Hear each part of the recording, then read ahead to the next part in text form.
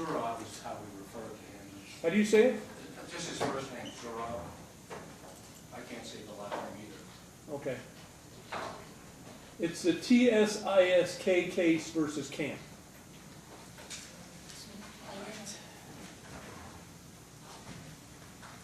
Is the hard last name, is that your guys' last name? No. Hers is Camp, mine is Bovtovich. Okay. So you're Ms. Camp and you're Mr. Bovtovich? Yes. Okay. And Mr. Varricchio, you represent the person with the hard last name? I do, Your Honor, yes. And you don't know how to say it either? I can try, but I think it's still wrong. All right, so we got multiple things that are on the calendar today. Let me just tell you, I'm not going to deal with the vexatious motion because I think that's more appropriate for Judge Sturman because she knows the history of the case and I don't. So I'm just going to continue that for her to rule on it another time. I can rule on I know that there's an objection to the Discovery Commissioner's report and recommendation. I think it's also on today for a pretrial conference. You guys are set for trial next week. Set Monday, Your Honor. I brought my exhibits. We filed our pretrial memo today. Now, I appreciate that. I guess the concern that I have is Judge Sturman is sick. Okay. And I don't know that she's going to be back on Monday. Did she give you guys any indication if we should move this? Linda sent an email. I'm sorry, Linda. But she didn't say what they're. We haven't heard from her since this morning. I'm Okay. assuming she's resting. Your Honor, there's also our motion to strike, which would remove the need to proceed to trial on Monday. Our motion to strike, their answer, would put us in a position of default and allow us to have a hearing at the court's convenience to prove up the damages. And that would take care of these issues. Let's get there in a minute. Okay. As far as the pretrial conference is concerned, I'm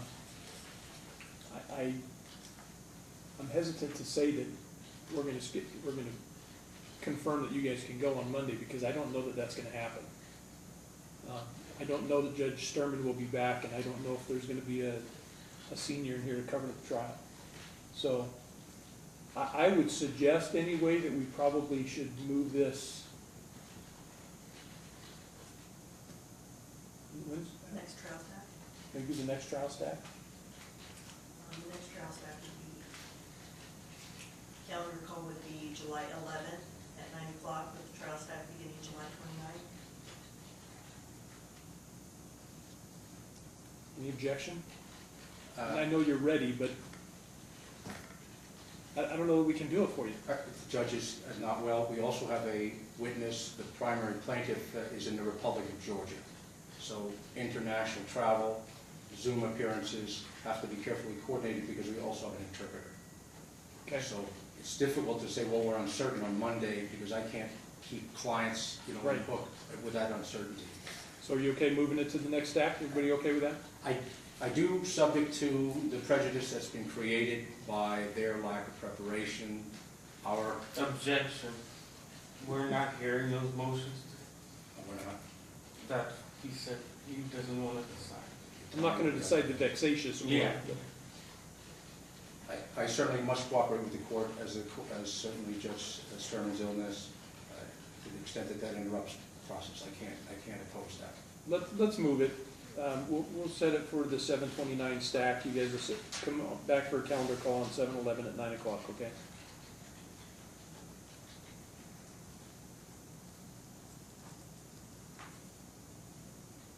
I may be in trial on the 11th.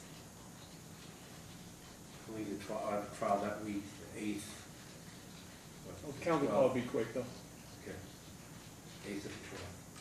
Okay, calendar call 11th, trial 29th, that stack. Let's talk about defendant's objection to the Discovery Commissioner's report and recommendation.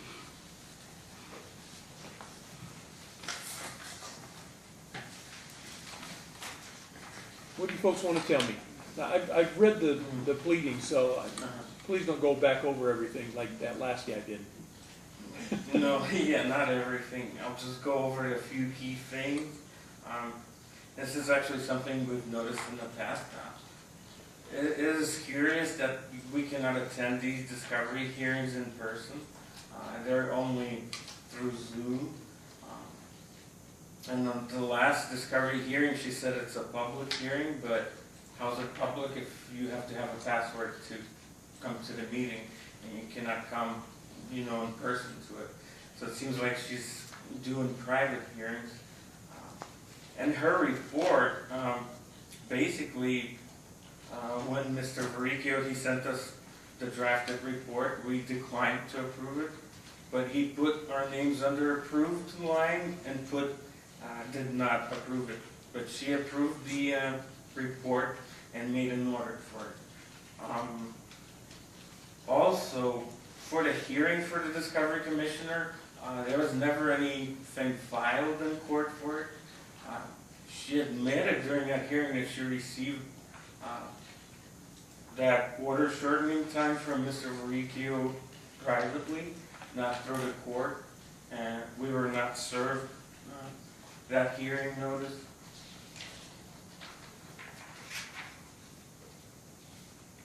Also, in the final Discovery Commissioner's report, she did not state anything that we said. She said we agreed with everything, which is not true. We did not agree with anything in that hearing.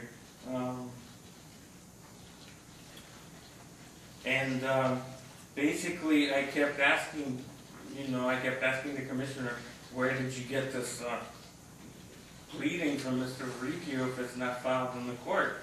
And she said, oh, he gave it to my office without it being filed in the court. So What pleading are we talking about? Because she scheduled a hearing, for order shortening time. Where did that hearing pleading come from? Because he never filed, asking the court for that hearing. There was no filings for that. He had to file something in order for it to be calendared. There was nothing filed. Even the Discovery Commissioner, she checked her, she went back and checked the filings, there was nothing there. After which she said, oh, this is how we do it in this court. Okay. And also, basically, everything that we mentioned to her that's being done against the court rules and laws in her hearings, she just keeps ignoring it and proceeds as if nothing happened. But it seems like these are private hearings, not public hearings, if you need a password to go to them. Thank you. Thank you, sir. I'm actually trying to pull up the docket on this so I can see what was filed.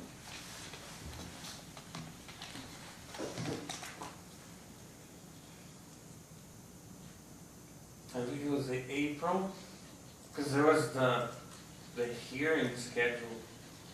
I can't recall if it's the 15th of April, but before that, there's nothing. Before the order. I'm looking, hold on.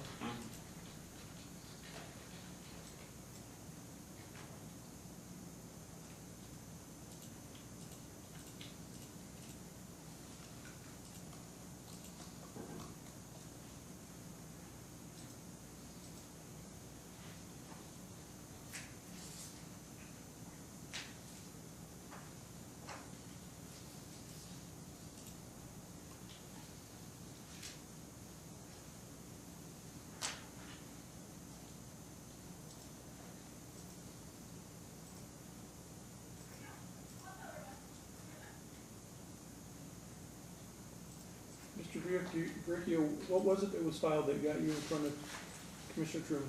It was an ex parte application for order shortening time on the motion to compel. It was a motion to compel, and that was filed.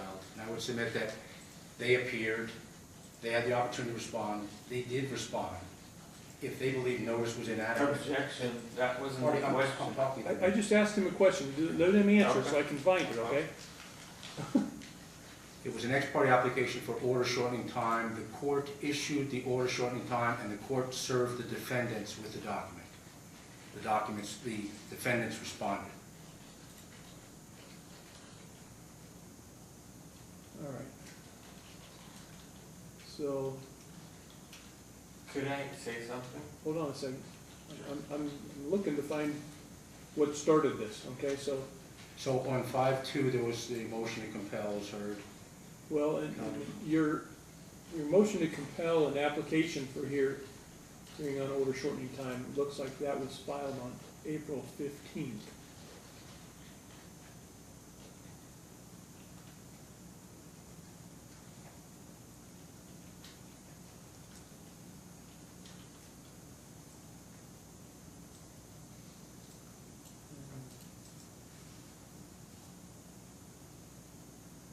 Yes, 35 pages on April 15th. There's an application for order shortening time. The judge signed, Commissioner Truman signed the order shortening time on April 15th, setting the hearing for May 2nd. No. You saying you didn't ever get that? No, the issue is, it came in one document. His application and her signature was in one file. But where did she get his application? Well, that's actually, procedurally, that's what has to happen, is the attorney submits it to the judge to see if they'll sign the order shortening time. If she hadn't signed the order shortening time, he would have just mailed the motion to compel to you, and that would have been crossed out. The fact that she signed it and gave you an order shortening time, you have to get that date before he can send it to you. Otherwise, you wouldn't know when the hearing was. No, what I'm trying to say is, for example, when we ask for a motion or for something, we file something officially in court, and then the judge decides on it. But if that application is not filed in court, how can she decide on it? And then post her order when there was no original application filed. It is like us filing a motion, and the clerk knows to schedule a hearing or not because it's officially filed. No, I understand. And the question really is about the order shortening time. Generally, that's done on an ex parte basis, which means that it's not served on the other side first. If a judge doesn't want to grant the order shortening time, they deny it. But there's generally not a hearing on whether or not he or she is going to hear it early. So that's really not an issue. But I understand your concerns. Mr. Varricchio? With respect to the objection, Your Honor, we've been doing a dance for over a year now, and it's wonderful that proper persons can appear in court, but I think an issue here is the sanctity and integrity of the court. They responded to that Discovery Commissioner's order by filing a police report against the Discovery Commissioner, accusing the Discovery Commissioner of continuing to perpetuate fraud. So they're attacking through FBI reports, police reports. They've attacked this court multiple times. They've attacked the Chief Judge. They've attacked the Attorney General. It's one thing for a proper person to be unable to afford a counsel. However, they have refused to step along with any process. So what was at issue at the Discovery Commissioner's hearing? Respond to requests for production. Appear at your depositions, because they didn't. File the proper 16.1 documents, which they didn't. So Discovery Commissioner gave them a fresh chance. Gave them a new opportunity. Wise up, do what you have to do. So I set the depositions. They wrote to me and said, we're not going to appear. They didn't respond to requests for production. They didn't supplement any 16.1. In fact, they counter by filing more police reports. Their response to me, I believe, cited my name 57 times, accusing me of fraud in a 7 or 9-page document. So they had the chance. So what they've objected to has nothing to do with what was at issue. Respond to the discovery, show up at your deposition. They had 2 separate occasions. Refused to do so. They've continually said, we are not going to participate in this fraudulent proceeding. So they've raised nothing with respect to their opposition to the finding of fact. We acknowledged. We did the proposed finding of fact conclusion of law. We submitted to them. We waited the proper time. We put their signature and said they didn't agree. So that translates into some kind of subterfuge, secret conspiracy that I'm meeting with the Discovery Commissioner of the court to tell him. You don't have to read his pleadings. That somehow I'm He's manipulating. slandering me. I'm slandering it, yes. This is not a conspiracy theory. We have responded to the merits. They have not responded to the merits. They've not responded to discovery. In fact, that's why we're here today. You know, multi-$1,000s in cost to prepare for trial, pre-trial brief. We are here. They refused to appear even at the 2.67 meeting of council. I said, we have a required pre-trial conference. We're not going to appear. Not going to appear. Okay, Could I say something in response to that? sure. What happened today when you asked him a question, when did he file this, when did he file that? His response to every one of our questions is, he talks about something else. We ask him about the signature, he talks about something else. Because this verified complaint was never signed. So we should not even be here, yet we're still here. He accuses us of conspiracy theories of all these things, but what we have, and you can see it in all of our exhibits and filings, we have documentational proof. We're not just saying hearsay. Everything that we stated against him, against the judges, the police, Attorney General, we have documentational proof to support our statement. He refuses to even look into them. He just, without looking at what we have, he says it's a conspiracy theory. He slanders us. He does all that. How can you let this person keep on doing it? He cannot answer a single question. Just like the Defendants that he filed, it was for the wrong property. It said our address on it, but it was for the wrong property. We had to send a letter to those homeowners. Only then did he release that list Defendants. Then he goes and files another one, which is wrong again. So that is when, a couple of weeks ago, we went to the assistant recorder's office, and he told us that he does as Varricchio tells him to do. He does not check the documents. If they're fraudulent, he records them anyway. That's what he said against Mr. Varricchio's fraudulent documents that we have been saying since day one. They are fraudulent. This person confirmed they're fraudulent. I don't know how much more proof I can show you that this man is committing fraud in this court. Thank All right, you. so just, I don't know that anybody's ever sat down and tried to explain to you the process, but once you file a complaint in a case, there is a discovery process. And during that process, both parties are entitled to take depositions and do written discovery and things like that.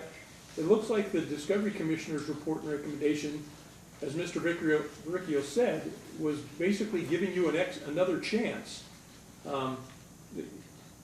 She granted the motion to compel discovery and impose sanctions, but she said that you had to submit your responses to request for production by May 9th. Depositions no later than May 16th. And I mean, so even though he had apparently scheduled those before and you hadn't done it, she was giving you another chance. And he's telling me that you still didn't do it. Could I respond to that? Well, how come you don't comply with the judge's order? Could I want to respond to that, and with all due respect, but how can you sit there and say that after we brought to your attention fraud on multiple levels occurring in this court? Everything that I said, you disregarded, and you're telling me to follow a process that did not begin correctly. Verified complaint should have that plaintiff's signature on it. It does not have it. Whether it's verified or not, you can file an unverified complaint. I understand that, but he filed a verified complaint, which is not verified. That's the problem. I'm not the one who filed this complaint. He did. He chose a verified complaint. That's his choice. It is not verified. So why are we still here to this day? I do not understand. And nobody can answer that question. All right, well, I don't have a reason to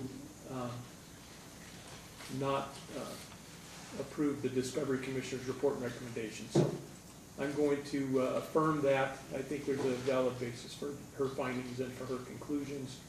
So I'm going to affirm the Discovery Commissioner's report and recommendation. What else did we have on today? Motion to strike The motion to strike the answer. Mr. Varricchio, that's your motion. So you get to go first on this one.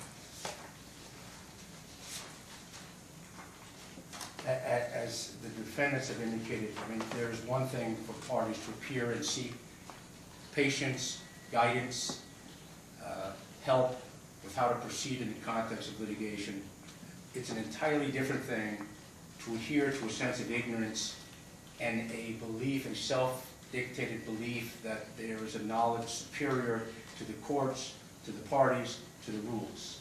We filed a motion to strike because this case has broken down. There has been nothing but obstruction. The court has already addressed the issue of verified complaint. A complaint, whether it's verified or not, it remains a complaint. They filed, they addressed the court. In fact, Judge Sturman repeatedly told them, I don't want to hear about this signature on the verified complaint. We had, by Zoom, we had the plaintiff appear. He appeared because they keep saying, well, I don't have a client. That my client is not a client. So we had him appear by Zoom from the Republic of Georgia. So what is a plaintiff to do when you have absolute obstruction, and the obstruction is not only silence, it's attack. It's attack with slander, with defamation, with this series of police reports, FBI reports, reports to the Attorney General. The court itself, the senior judge, has been challenged by some type of complaint to the Judicial Council. So, under NRCP, the court has the power to strike pleadings. Under NRCP 37B, the court has the authority to impose litigation-ending sanctions. I have cited two U.S. District Court cases which address the factors, the 5 factors that must be considered. One is the public's interest in the expeditious resolution of litigation. Well, so far we're here, despite efforts to rehabilitate the defendants and have them comply. They not only refuse, they tell you that they indicate to the court that they will continue to refuse because they, quote, cannot understand why we are still here. So, there's a need to adjudicate matters on the merits. We can't get to the merits. The failure to respond to discovery, in effect, is the spoliation of evidence. It obstructs our position and our ability to get to the merits. Therefore, unless the answer is stricken, we face the risk of continuing filings. 2, the court's need to manage its docket. Well, a review of the docket will indicate the endless filings, despite court admonitions, despite court recommendations about how to seek assistance. The pleadings continue unabated. And it appears as if the more you use the word fraud, accusation, more accusations you can make, this appears to the defendants to be some type of bona fide legal defense. Risk of prejudice to the plaintiff is the 3rd factor. In this case, we have an aging plaintiff. We filed a motion for expedited trial date. We were granted the expedited trial date, and in fact, that's in part why the order shortening time was warranted, because a setting in due course would have put the motion to compel past the trial date. So we have prejudice that exists to the client who's aged and entitled to a trial.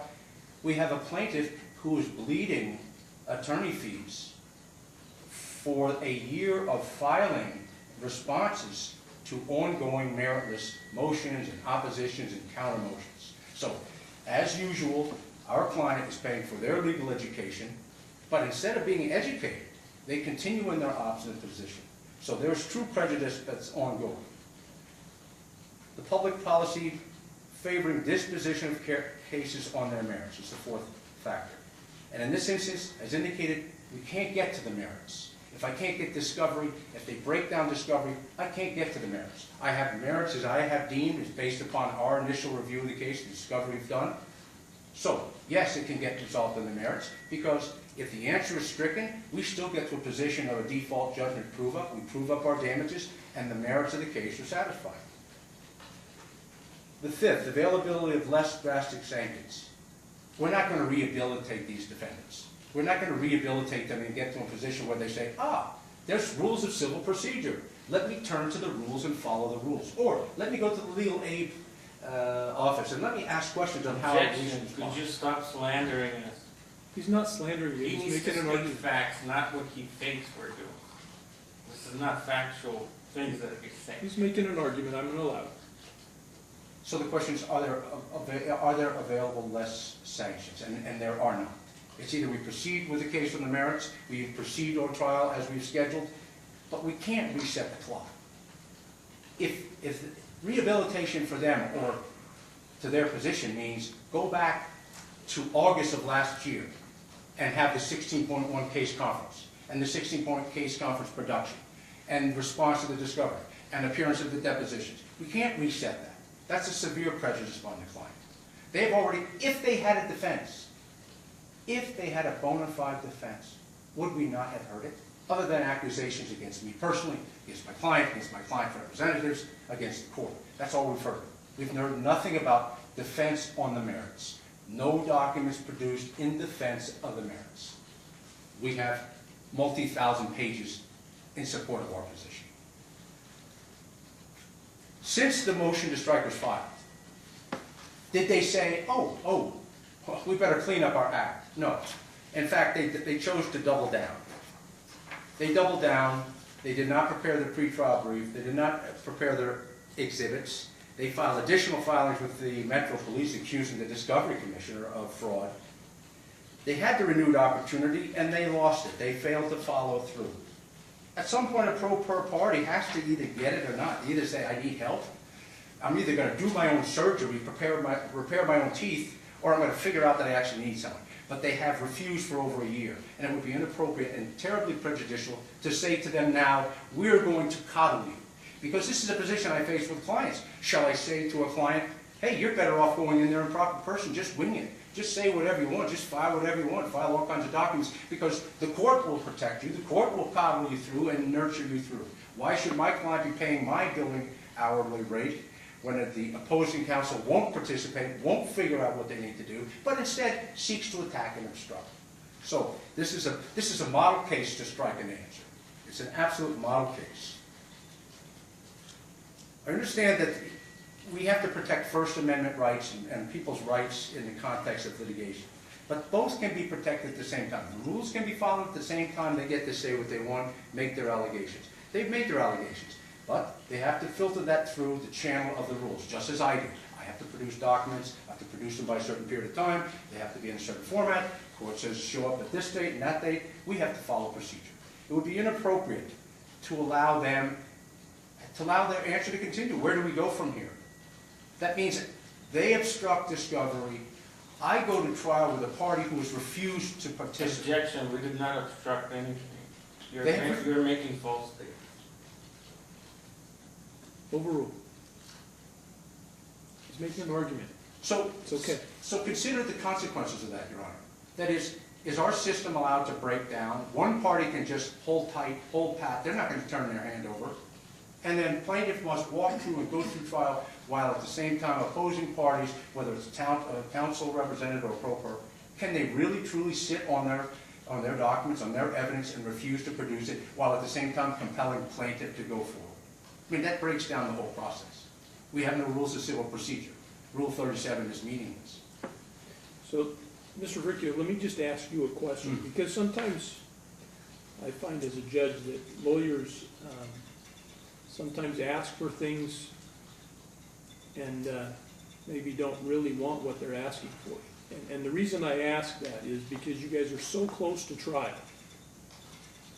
If your relief was granted that you're asking for, does that, I think that you would expect an appeal. I guess the question is that better to have an answer stricken and just do a default than to put the case on in a month? Because, I mean, you're close to trial anyway. Wouldn't it be better to put the case on the merits and let the judge decide the case before it gets appealed? At this juncture, I'm sure there's going to be appeal anyway.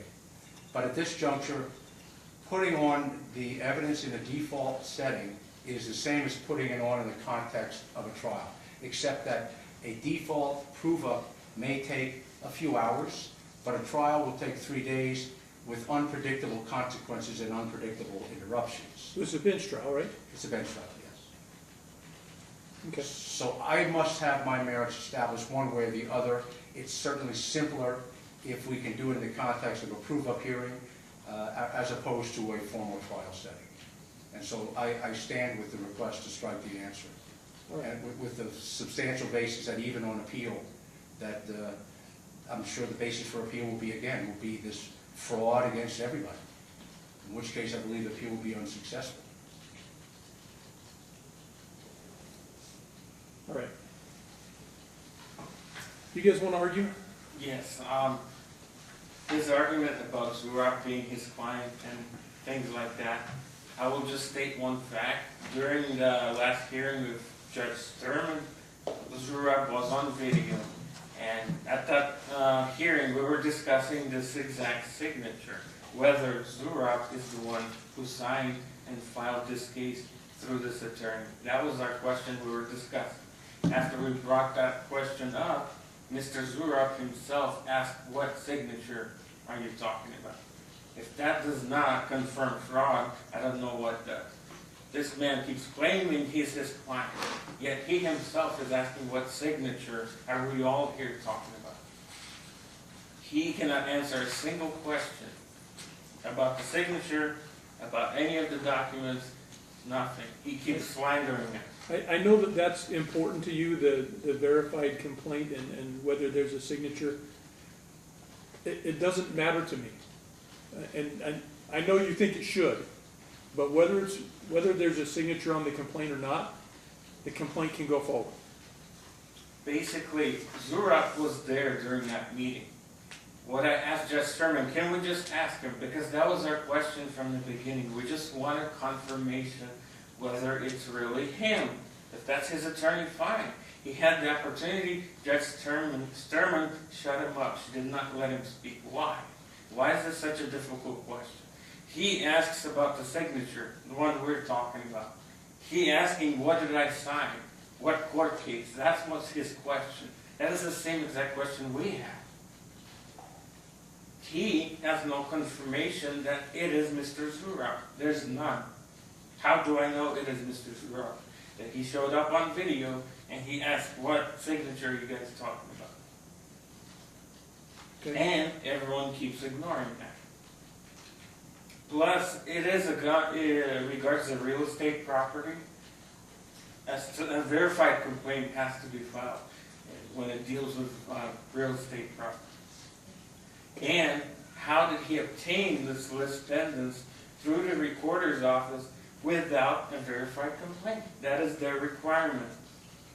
To record a deed, discussed in court, they have to have a verified complaint with the signature.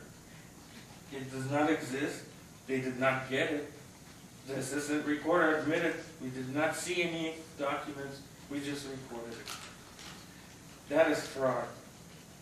So let me ask this. The fact that you guys haven't appeared for depositions or haven't answered interrogatories, requests for production, is that because you think you don't have to do any of those things because there's not a verified complaint? No, that is because it is a fraudulent case and this man is using the name of Mr. Zurab, who is not actually participating in this case. He is falsifying this court case. But didn't you say that gentleman was on Zoom? He was, and he questioned this court case. If it is his court case, he would not have been questioning it. If he filed it, he would have, a long time ago, he would have sent us a letter, anything, with his signature saying, yes, this is my court case. Yes, I am suing you. Why would he not do that? Why would he question? What court case are we talking about? And again, with all due respect, I've been in front of a few judges here. You're ignoring everything I'm telling you. You're looking listening at to everything you're telling me. You're telling me to follow the procedures, but there's a breakdown in that. It's a fraudulent court case. There's no procedures for a fraudulent court case. Nobody. We have presented all the evidence for it. Yet we're still supposed to follow it. Could you explain that to me? Because if you've convinced the judge that it was a fraudulent court case, the case would have been dismissed by now. So you haven't convinced her. Well, to that I will say that this whole court is corrupt, unfortunately. And I've witnessed it multiple times. And as a judge, I would think you would respect the law and follow the law And if you witness someone breaking the law, you would do something, but none of you have done anything for your own reasons. That is not justice. I already know what you're gonna make a decision on, so go ahead. Okay. Well, Mr. Varricchio is correct. I mean, there's several factors that I have to look at before I dismiss a case or declare a default. Public's interest in the expeditious resolution of litigation, the courts need to manage its docket, the risk of prejudice to the other party, public policy favoring disposition of the case on the merits, and the availability of less drastic sanctions. Mr. Varricchio, I believe that probably the majority of these factors weigh in your favor. We do want to have an expeditious resolution of the litigation. We do need to manage our docket. Risk of prejudice to the other party. The prejudice, I think, would be fairly minor if I didn't grant this because of the fact that you have a trial date that was supposed to be Monday that I just moved to next month. But I think it's still going to be resolved very quickly, even with a preferential trial setting. Public policy favoring disposition of the case on the merits, I think, would favor the defendants in this case, because I understand that they may be limited as to what merits they're going to be able to present because of the fact that things have not been disclosed. I think probably Judge Sturman would limit any documents that they want to present to those that have been previously produced. And if there hasn't been things produced, then she's probably not going to let them in. But I think we do have a public policy of favoring disposition of cases on their merits. Availability of less drastic sanctions. I think probably what my decision is going to be today, you're probably entitled to have me strike the answer. I'm not going to, okay? Because we are so close to trial, I think it makes more sense to put the case on. And what I will do is I will limit the plaintiffs to documents and evidence that have been previously presented prior to trial. Or limit the defendants. I'm sorry. So what I'm saying is, and I don't know to what extent you have answered things or to what extent you have produced documents. I know that what I read in the motion is that the Discovery Commissioner has given you another chance to produce stuff and to show up for a deposition, and I know you hadn't done that. So I'm going to limit you to evidence and information that's been previously produced at the time of trial. But I'm not going to strike the answer. Your Honor, I'm not arguing with the court. The one issue on the merits, though, it's just that how can plaintiff develop its own merits if it's blocked by the defendants? I understand that they will be limited what they can produce. Well, a plaintiff has the burden of proof anyway. Yes. Right? So, I mean, if you have evidence to support your claim, then you're going to put that on. I don't think it's fair that a defendant who hasn't complied with the rules can come in and produce evidence to refute that when they haven't produced that evidence before. So that's what I'm going to limit. I'm not going to allow that. But that also includes, for instance, if they've not testified at deposition, if they've not given responses to my questions at deposition, effectively that it bars them from speaking.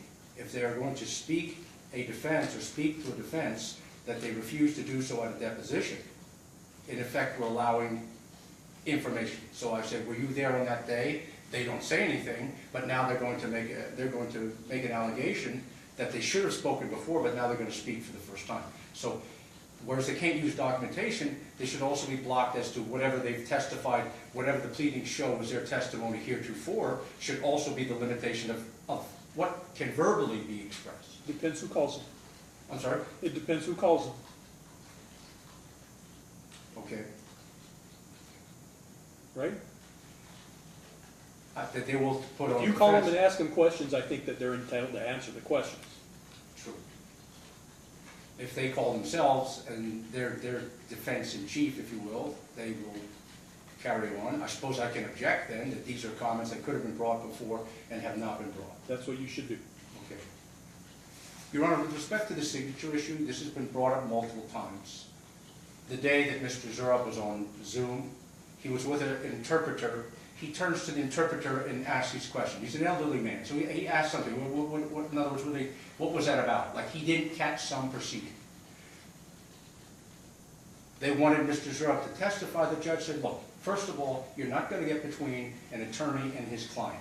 I'm not going to invade that relationship to see whether or not they think it's legitimate. Secondly, I'm not going to have this person, we're in a motion, we're not presenting testimony. So the court shut that down. The court has already ruled on it before. Okay. So, I'm not really addressing that today. understood. All I'm looking at is whether or not I'm going to strike the answer. I don't think it's appropriate to strike the answer because I think there is a less drastic sanction, which would be to limit the defendant's information at trial to the information that's been provided previously. As far as the public policy favoring disposition on the merits, I think that requires us to go to trial. So I'm going to deny the request to strike the answer, but I will grant the related sanction of precluding the defense from putting on evidence or testimony that hasn't been previously produced. Could I add about the depositions and the documents? Sure. Really quick. That was the conference, case conference was scheduled last year in August, which was more than 90 days from the date of filing the case, so that is a violation. But yet we went anyway to that case conference in his office, and we have a recording of it where he behaved inappropriately. He yelled, he screamed. My mother, he accused her of leaving in a stolen house. You know, after being that attacked like that, she decided to leave. Also, during that case conference, I asked Mr. Varricchio about the 3 packages he mailed me in the mail. They were suspicious packages. I asked him what did they have in them. He said something other than paper. So what is he mailing me? How can we have to go to this man's office? He's going to insult my mother. He's going to send us something in the mail that is not paper. What is this man doing? And the court ordered us to go and speak to him. Would you feel safe going to a man like that? If you had those kind of issues, those are things that you should have brought up in front of Commissioner Truman, and she could have addressed those. So that's not in front of me now. I did, and the problem is it's a private hearing. It's not a public hearing. Well, our definitions of public or private may be different, because my understanding is that if she gives everybody a password to get on a virtual hearing, everybody gets on that. I guess, and I'm not positive about this, but I would assume that everybody has the same password. No. That's the same way it is for my department. So. Did I say how I think of it? Just private and public, because anyone can attend like this courtroom. Anyone can come in and sit down and watch this court session. That is not so with Discovery Commissioner. Yes, she sends out a password to the people who are in the docket. But what if someone else wants to come in and just view the hearings as anyone can come in here and do the same? They will not have that password. That makes it a private hearing.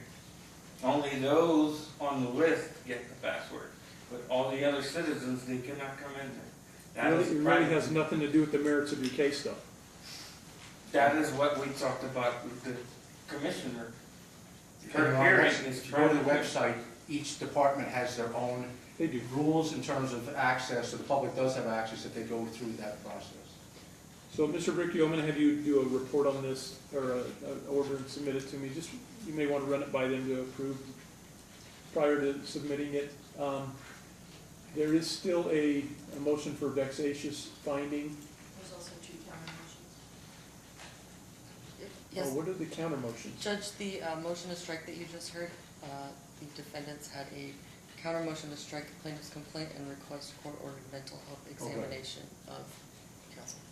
Yeah, so I'm not going to strike the plaintiff's complaint. There's not a basis for that. I looked at that pleading, and as far as, you want me to have Mr. Varricchio have a psychiatric evaluation, I'm not going to do that either. There's not a basis for that, and that's actually not something I've had anybody ever ask for. I understand, but I just don't think it's fun. We sometimes have a party evaluated if they can't participate in the defense of their case.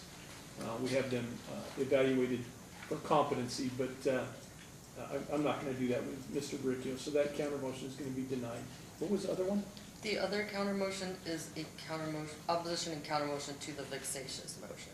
So it would just need to be continued along. Yeah, the vexatious one, I'm going to continue so Judge Sturman can hear it. I don't know when you want me to move it to. Nicole can,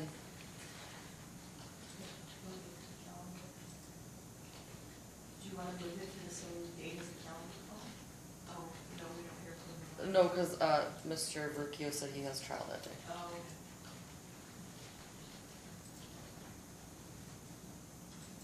Oh, I'm just not as familiar with the history of this case, so I don't feel comfortable doing the vexatious one. Your Honor, well, will you take it July 3rd? Sounds fine.